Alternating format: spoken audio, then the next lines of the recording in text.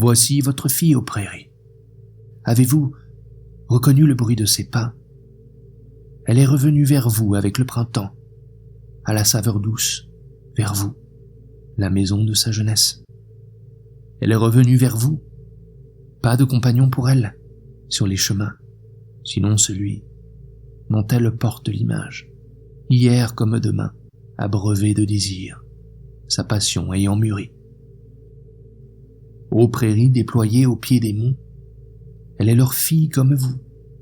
Les eaux du Djarzoum ont abreuvé son cœur, ont étanché sa soif, avec le vin des images conçues. Elle a construit sur le verre de la plaine, près des sources, à l'ombre des bosquets, les étages d'une âme qui s'est ouverte à tout ce que nature offre de libre et de beau. Une âme délicate que la subtilité salubre de l'air a affinée, de concert avec les séductions des riches coteaux et du feuillage au creux du Val. Une âme aux sens aiguisés, aux perceptions vives, aux sentiments brûlés, passionnée de la beauté, et qui boit d'un trait le vin des sensations, issu de la vaste source du monde, tout en restant assoiffée. Me voici aux prairies. Je suis venu. Ouvrez-moi un cœur accueillant. Embrassez-moi. Je suis venu appuyer ici ma tête contre la poitrine compatissante, prête à me désaltérer sans fin de cette eau pure du silence, bue à la source de paix. Là, dans votre giron, je me reposerai, et soustraite au regard, je me noierai dans l'onde de votre immense tendresse. Là, oui, là, dans l'air ensorcelé que vous respirez, cet air favorable au poète. Combien de fois ai-je demandé à la limpidité de m'accorder la vision de fantômes purifiés. Alors, dans l'engourdissement de l'inspiration, m'enlaçaient des ailes secrètes qui élevaient mon âme au-dessus de l'univers des hommes, au-dessus de toute humanité. Combien de fois, emporté dans mon élan, ai-je guetté l'apparition première de la fine lame de lune, astre solitaire, sur lequel les nuages tiraient leurs rideaux transparents. Ces rêves argentés s'épandaient sur l'horizon ténu, en nappe blanche, pure, à l'unisson de mes rêves, fantômes volatiles. Combien de fois mon cœur aux prairies a pris soin de l'étoile tremblotante du berger, annonciatrice au ciel de ses compagnes et dirigeant ses pas vers l'horizon lointain. Comme vous, avec moi, elle se penchait pour saisir le silence profond. Et nous nous fondions ensemble, en le pénétrant, dans un flux de vie sereine, nous unifiant en lui. Oh, que je souhaiterais m'anéantir là, dans la plaine, cette plaine qui vient toucher le pied de la montagne. Là, dans l'herbe verte, entre ces blancs rochers, sur la plage lointaine, dans l'étoile du matin qui scintille là-bas, dans la lune solitaire. Oh, que je souhaiterais m'anéantir selon mon désir, en tout ce qui existe.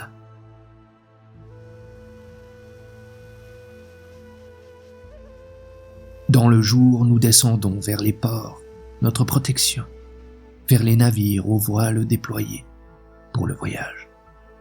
Et nous crions, ô toi, ô notre océan bien-aimé, oui toi proche océan, paupières affectionnées de nos yeux.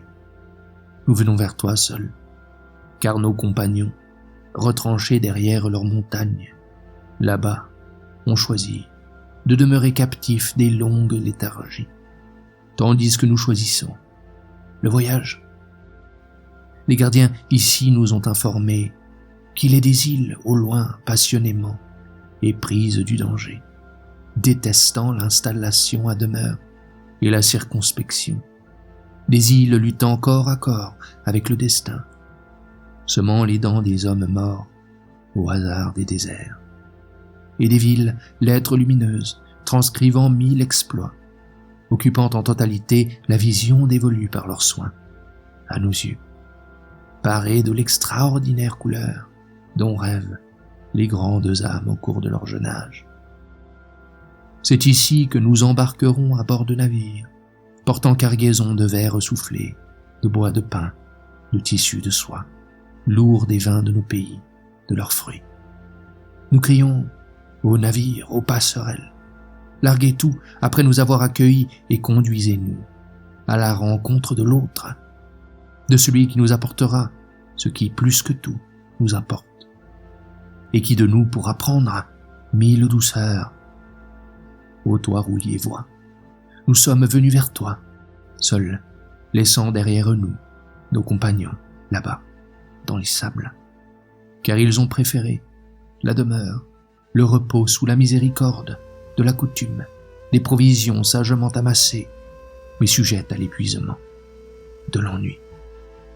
Alors que nous avons choisi le voyage, les gardiens nous ont fait savoir, dans nos montagnes, qu'il y a là-bas des îles que submerge la pluie, que submergent les pâles nuées, dans une odeur d'ondée de lavande, des îles qui ne connaissent pas l'ennui. C'est à elles, à un monde de couleurs inaperçues, que rêvent les grandes âmes au cours de leur jeune âge. Et avant de nous mettre en route, nous immolerons des agneaux, l'un pour Ashtarout, l'autre pour Adonis, et le troisième pour Baal. Puis nous larguerons les amarres, et le jeune vaisseau sur la calme mer commencera son voyage. Alléluia, Alléluia. Et bientôt disparaîtront à nos yeux les montagnes et les ports, notre protection et les demeures, aux mains pleines de fleurs.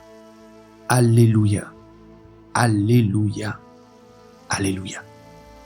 Oui, que commence le voyage. Quant à l'aventure du retour, nous la raconterons plus tard, et la lutte au corps à corps, et nos possibles victoires.